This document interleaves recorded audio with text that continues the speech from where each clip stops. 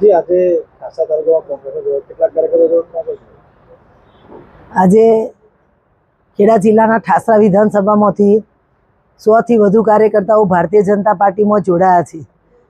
ખેડા જિલ્લા કમલમ ખાતે મારી સાથે જિલ્લાના પ્રભારી માન્ય શ્રી રમેશભાઈ દેસાઈ, ઠાસરા વિધાનસભાના યુવા ધારાસભ્ય માન્ય શ્રી યોગેન્દ્રસિંહજી અને મારા મહામંત્રી સંગઠન સાથે ખેડા જિલ્લાના ઠાસરા વિધાનસભાના 100 જેટલા કાર્યકર્તાઓ કમલમ ખાતે ભારતીય જનતા પાર્ટીમાં જોડાયા હોય ત્યારે હું ચોક્કસ કહીશ કે કોંગ્રેસમાંથી પૂર્વ હોદ્દામાં જવાબદારીમાં રહી ચૂક્યા જિલ્લાના પણ અનુસૂચિત જાતિ મોરચાના પ્રમુખ, ઉપપ્રમુખ, તાલુકામાં પણ વિવિધ મોરચાની જવાબદારીઓ સંભાળતા અને કોંગ્રેસની જવાબદાર કાર્યકર્તા તરીકે આજે ભારતીય જનતા પાર્ટીમાં જોડાણ થઈ રહ્યું હોય ત્યારે એમની સાથે ખેડા જિલ્લાના ઠાસરા વિધાનસભાના તમામ ગામમાંથી ને તમામ બૂથમાંથી કામ કરતા બૂથના જવાબદાર કાર્યકર્તાઓ પણ એમની ટીમ સાથે જ્યારે આજે ભારતીય જનતા પાર્ટીમાં જોડાયા હોય ત્યારે અમે બધા જ સંગઠન સાથે એમને ભારતીય જનતા પાર્ટીમાં વિધિવત રીતે જોડાણ કર્યું અને એમને આવકાર્યા છે.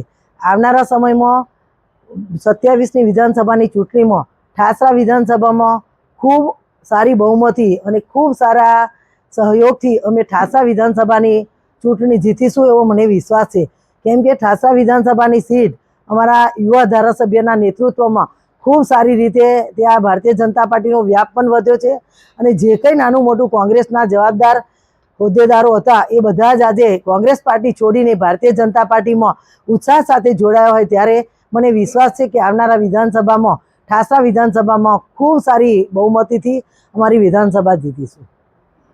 આપનો પરિચય? મારું નામ નીતિરાજસિંહ પ્રવીણસિંહ રાઠોડ છે ને ઠાસરા વિધાનસભા 119ના મત વિસ્તારના અમે કોંગ્રેસના જૂના કાર્યકરો હતા જે આજે ભારતીય જનતા પાર્ટીની વિકાસની નીતિને જોઈ અને એનાથી પ્રેરણા લઈ અને અમે બધા જ યુવાનો બહોળી સંખ્યામાં ભારતીય જનતા પાર્ટીનો આજે અમે કેસ ધારણ કર્યો છે. કેટલા કાર્યકર્તાઓ? લગભગ 90 થી 100 કાર્યકર્તાઓએ આજે અમે ભારતીય જનતા પાર્ટીનો કેસ ધારણ કર્યો છે. કોંગ્રેસમાં કેટલા સમયથી કામ કરતા હતા? કયા હોદ્દા પર કામ કરતા?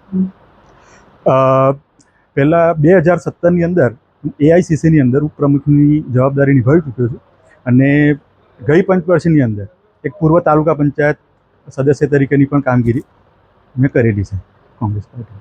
તમે હવે ભાજપમાં કેમ આવ્યા? બસ ભાજપની યુવાઓને પ્રેરણા આપવાની નીતિ અને એક વિકાસની જે નીતિ છે એનાથી પ્રભાવિત થઈને અમે તમામ યુવાનો સાથે ભારતીય જનતા પાર્ટીમાં જોડાયા છીએ.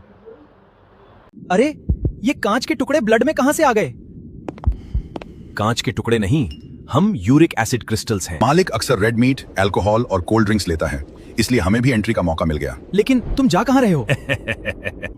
सबसे पहले हदियों के बीच अपना घर बनाएंगे, वहां दर्द और सूजन बढ़ाएंगे, फिर हमारे कुछ साथी किडनी की तरफ निकल जाएंगे।